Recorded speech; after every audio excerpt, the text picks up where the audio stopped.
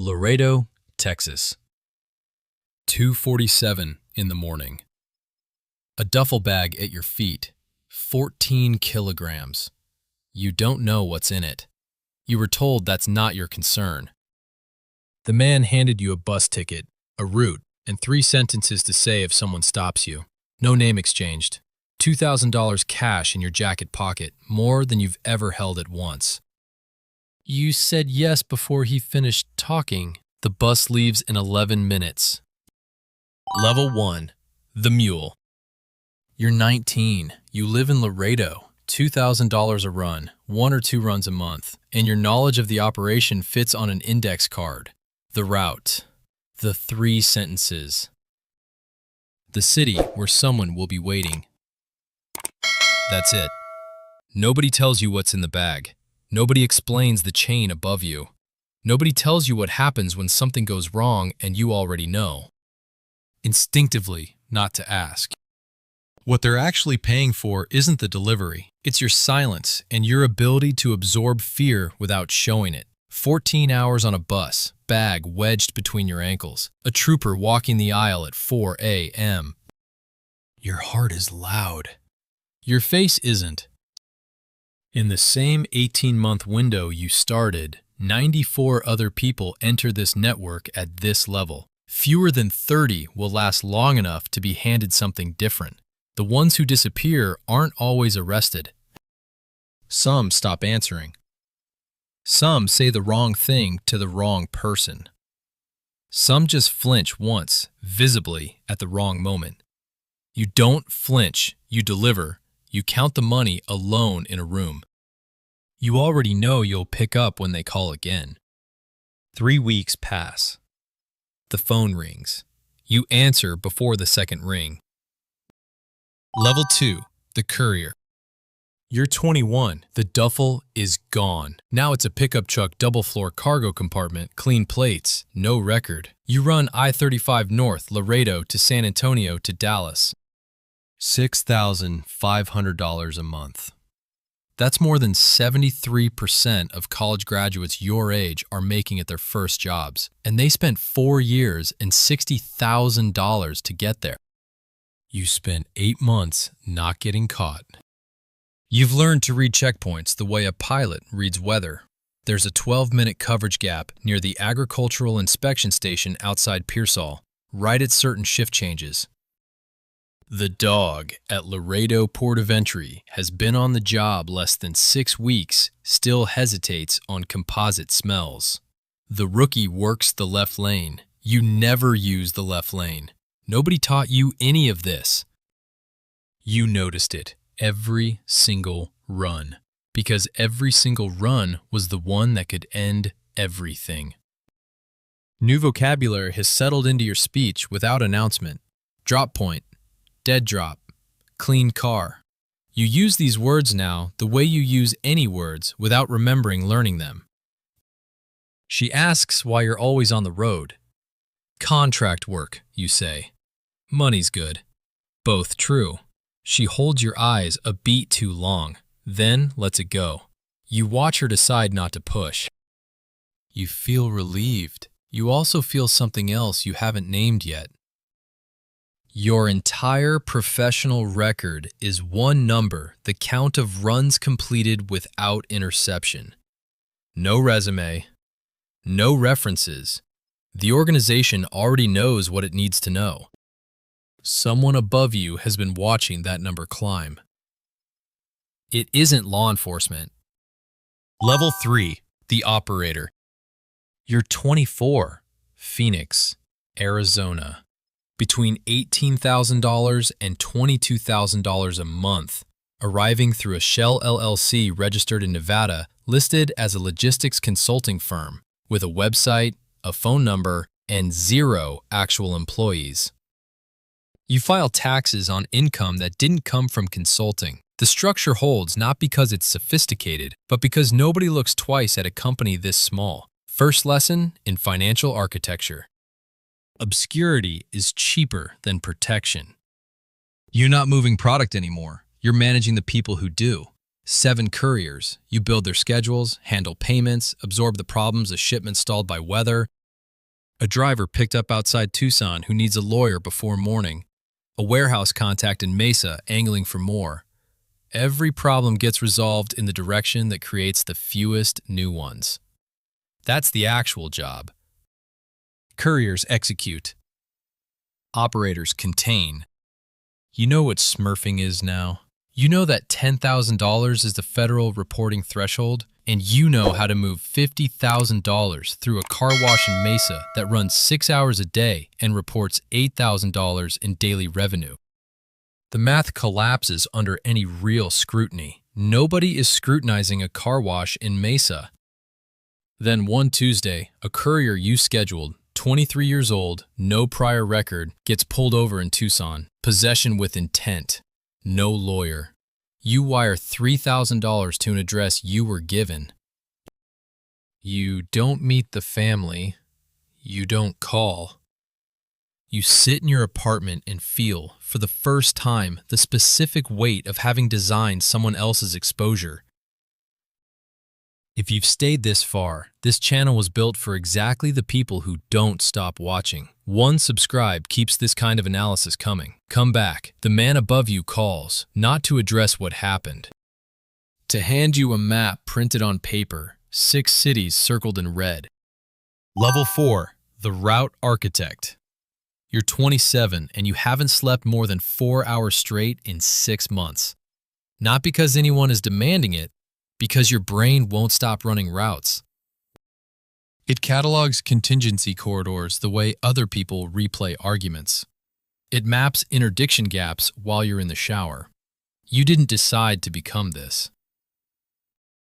You just woke up one day and the work had moved inside you permanently. You rotate between El Paso, Albuquerque, and Tucson on a schedule that has no pattern by design. $45,000 to $55,000 a month. You don't touch shipments anymore. You build the architecture. Other people move them through. Every route has 3 layers: primary, secondary, emergency reroute. Every layer has its own asset rotation. You stood outside the Nogales port of entry for 4 hours on a Tuesday in February, counting shift changes, memorizing patrol plate sequences, clocking exactly when the second dog team rotated on. Nothing written down. 8 years of runs have built a memory that holds what matters and drops everything else. 2 people on the customs payroll, one at El Paso port of entry, one at Otay Mesa, not allies. Managed risk assets with a maintenance cost and a calculable expiration. That's not detachment. That's the only way to keep a route clean. Sentiment is how architecture fails. One route burns anyway. A driver improvised. 3 shipments are now sitting in a warehouse outside Las Cruces with nowhere to go. Not your error. You fix it regardless. That's what this level means. You own the system's failures, not just your own. Level 5, the broker. You're 31, 28th floor, River North, Chicago. Rent is $6,200 a month through the same LLC that holds 2 vehicles and a storage unit in Naperville. You haven't physically touched a shipment in 4 years. In every way that can be documented, your hands are clean. Income between $180,000 and $240,000 a year, depending on volume. You don't move anything. You sit between buyers and sellers who need someone to structure the terms, close the information gap, and make sure both sides perform. No contract enforces this. Reputation does. Consequence does. In this market, those 2 mechanisms are more reliable than any court you could name. The words you use deal structure, counterparty risk, escrow arrangement, off-balance sheet transaction. You use them in a boardroom in the Loop and in a hotel suite in Miami, and nobody in either room asks you to clarify. The language transfers because the logic transfers. Risk gets priced. Exposure gets layered away from the principals. Capital moves through entities that don't appear on the primary ledger. This isn't a criminal invention. It's finance. The product is the only thing that differs. 3 months ago, a partner you'd worked with for 3 years was arrested in a parking structure in Phoenix. You told him that corridor was being watched. He used it anyway. 6 weeks later, he signed a plea agreement. Your name doesn't appear in it. You've read the document 3 times. You still don't know if that's loyalty or if he simply didn't know enough about your structure to offer it. Both answers are uncomfortable in different ways. You don't send anything to his family. There's no clean way to do that now. You leave it alone. If what you're hearing maps onto any legitimate system you've worked inside the structure, the installation, the vocabulary, subscribe and stay. What comes next reframes everything above it. A number you've never seen calls your phone. You answer. The voice says your name, then stops. Level 6, the executive layer.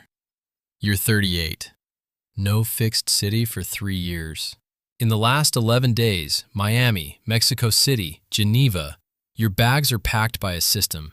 Your security runs on a rotation. One person's entire job is ensuring no 2 consecutive nights in the same city form a traceable pattern. You oversee a region, multiple crews across 6 states, separated by 5 layers of operational distance. Somewhere below you, right now, a 22-year-old is on a bus with a bag at his feet. He doesn't know you exist. That distance took a decade to build. It's the most valuable thing you own. Suits made to measurement at a shop in Milan with no storefront sign. Dinners called networking events, where people with names on ballots drink $400 wine and discuss things that won't appear in any minutes. Political donations flow through registered PACs, every dollar documented, because the documentation is the cover.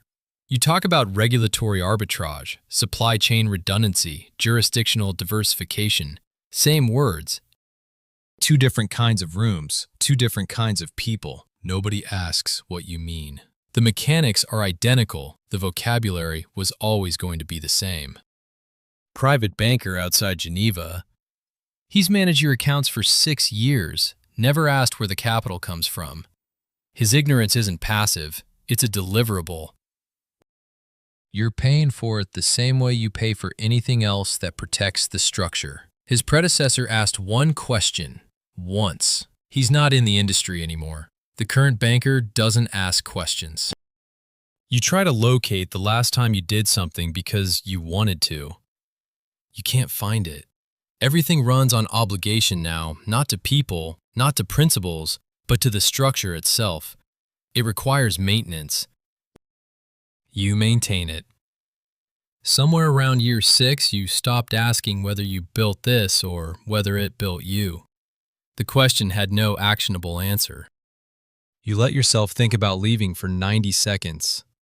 Then you close it. There's no exit here. There's only transition. Which is the same thing, reworded. While you were moving up through each level, someone else was doing the same. His name is Marcus Webb, DEA Intelligence Analyst, Washington, D.C. He has never appeared before now because he was never in the field. No parking lots, no checkpoints, no car washes in Mesa. He was at a desk, reading.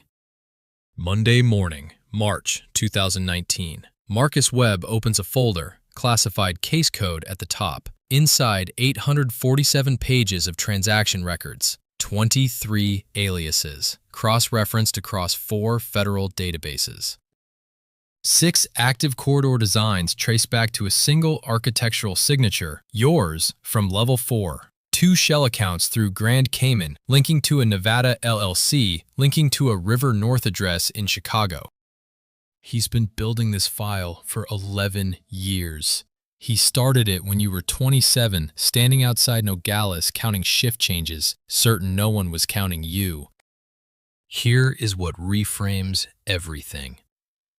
The level names the mule, the courier, the operator, the route architect, the broker, the executive. You didn't choose those. Marcus Webb's team assigned them.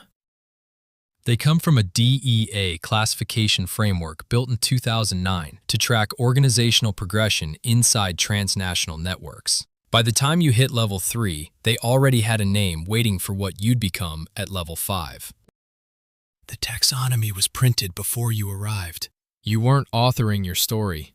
You were completing a form someone else designed. The day you board a flight to a country with no extradition treaty, the day you decide it's over, that you're out. Marcus Webb is promoted to Senior Intelligence Director. That same afternoon, he closes your folder, marks it with a closed case designation, and opens a new one on his second monitor. Different code name. Same structure. Same level 1 line at the top.